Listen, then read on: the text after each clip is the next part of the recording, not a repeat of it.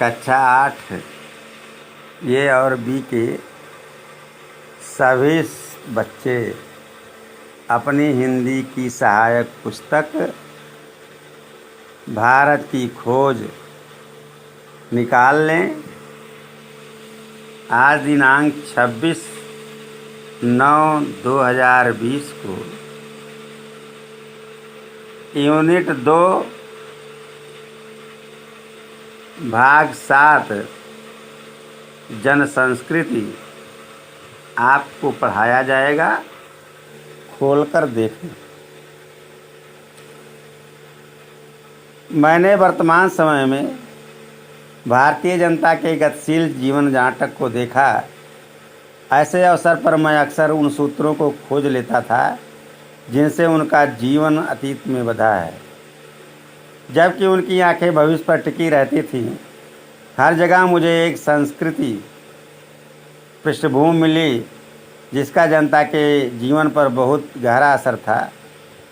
इस पृष्ठभूमि में लोक प्रचलित दर्शन, परंपरा, इतिहास, मिथक और पुराकथाओं का मेल था और इनमें से किसी को दूसरे से अलग करके देख पाना संभव नहीं था। पूरी तरह अशिक्षित और निरक्षर लोग भी इस पृष्ठभूमि में हिस्सेदार थे। लोक प्रचलित अनुवादों और टीकाओं के माध्यम से भारत के प्राचीन महाकाव्य रामायण और महाभारत और अन्य ग्रंथ भी जनता के बीच दूर दूर तक प्रसिद्ध थे। हर घटना, कथा और उनका नैतिक अर्थ लोकमानस पर अंकित था और उनसे उन्हें समृद्ध और संतुष्ट बनाया था। अनपढ़ ग्रामीणों को सैकड़ों पद याद थे और अपनी बातचीत के दौरान वे बराबर या तो उन्हें उद्धत करते थे या फिर किसी प्राचीन रचना में सुरक्षित किसी ऐसी कहानी का उल्लेख करते थे जिससे कोई नैतिक उपदेश निकलता हो। रोज़मर्रा की ज़िंदगी के मसलों के बारे में सीधी सादी बातचीत को ये देहाती लोग जब इस तरह का साहित्यिक मोड़ देते थे तो मुझे अक्सर बहुत आश्चर्य होता था। यदि मेरे मन में लिखित इतिहास और लगभग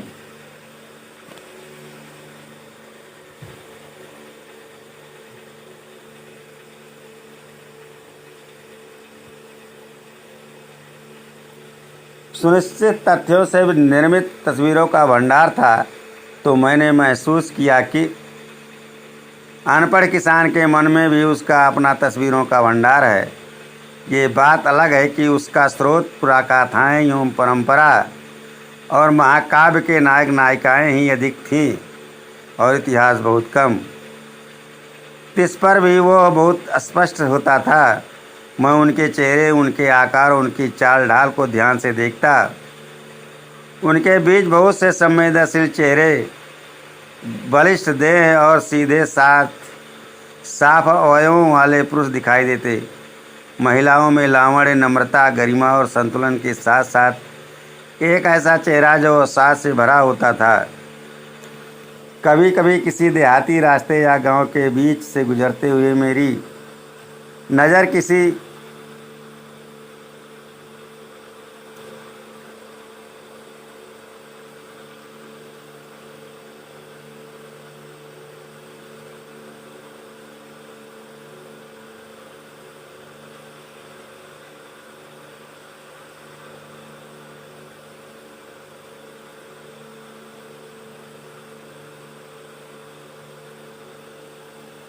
मनोहर पुरुष या सुंदर स्त्री पर पड़ती थी तो मैं विस्मय विमुग्ध हो जाता था। वह मुझे पुराने भित्ति चित्रों की याद दिला देते थे। मुझे इस बात से हैरत होती कि उन तमाम भयानक कष्टों के बावजूद जिसने भारत युगों तक गुजरता रहा, आखिर यह सौंदर्य कैसे टिका और बना रहा। इन लोगों को साथ लेकर हम क्या नहीं कर सकते, बशर्ते इनके हालात बेहतर हों और इनके पास कुछ करने के ज़्यादा अवसर हों। चारों ओर गरीबी और उससे पैदा होने वाली अनगिनत विपत्तियां फैली थीं और इसकी छाप हर माथे पर थी। जिंदगी को कुचलकर विकृत और भयंकर रूप दे दिया गया था। इस विकृति से तरह तरह के भ्रष्टाचार पैदा हुए और लगातार अभाव और सुरक्षा की स्थिति बनी रहने लगी।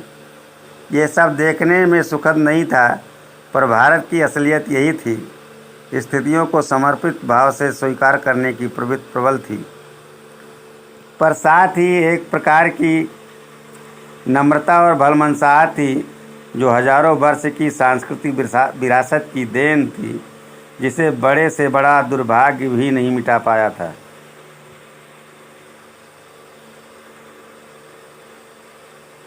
प्यारे बच्चों, जन संस्कृत का मतलब है लोगों के अंदर का सदाचार, लोगों का जीवन किस तरह से। लेखक कह रहा है कि वर्तमान समय में भारतीय जनता का जो जीवन की सीढ़ी आगे बढ़ रही थी, उसको मैंने बहुत नज़दीक से देखा। ऐसे बहुत अवसर मुझे अक्सर मिलते रहे और मैं कुछ सूत्रों को खोजता रहा। उनका जीवन अतीत से बंधा था, जबकि उनकी आंखें भविष्य पर टिकी हुई थी। हर जगह मुझे एक सांस्कृतिक पृष्ठभूमि मिली, जिसका जनता के जीवन पर बड़ा गहरा असर था। पृष्ठभूमि में लोग प्रचलित दर्शन, परंपरा, इतिहास, मिथक और पुराने कथाओं का मेल रखते थे। इनमें से किसी को एक दूसरे से अलग कर पाना संभव नहीं था। पूरी तरह अशिक्षित और निरक्षर लोग भी इस पृष्ठभूमि के हिस्सेदार थे। पूरी तरह अशिक्षित और निरक्षर लोग भी लोग प्रचलित अनुवादों और टीकाओं के माध्यम से भारत के प्राचीन महाकाव्य रामायण और महाभारत जैसे अन्य ग्रंथों को भी दूर दूर तक लोगों के बीच में प्रसिद्ध थे। हर घटना कथा और उनका नैतिक अर्थ सामान्य लोकमानस में भी अंकित था और उसे समृद्ध और संतुष्ट बनाया था। अनपढ़ ग्रामीणों को सैकड़ों ऐसे पद थे जो याद थे और समय या बातचीत आने पर उसको उद्धृत करते थे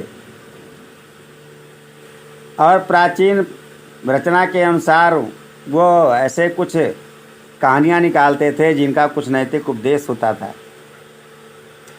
रोज़मर्रा की ज़िंदगी में वो कहावत के रूप में भी सीधे साधे बातचीत में अक्सर देहाती लोग उसका जिक्र कर देते थे। मुझे बहुत आश्चर्य होता था यदि मेरे मन में इतिहास और लगभग सुनिश्चित तथ्यों से निर्मित तस्वीरों का भंडार था।